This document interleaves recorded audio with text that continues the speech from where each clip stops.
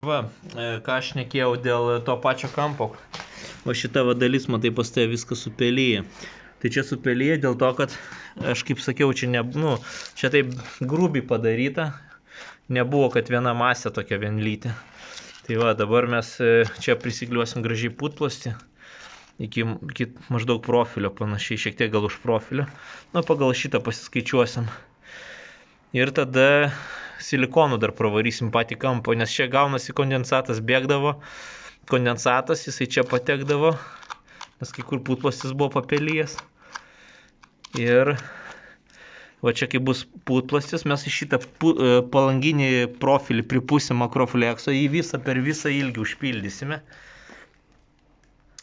Ir tada tavo palanginis profilis papildoma dar turės šiluminę varžą iš lauko pusės. Nes dabar matai, kas dar yra tie varžtai, kur yra va čia va. Per juos būna žemyn va čia va, pribėga į šitą palanginį profilį ir čia ledas po to vidui susidaro ir viskas, ir jisai šala. Tai va tokia situacija. Čia išsuksim varžtą, padarysime.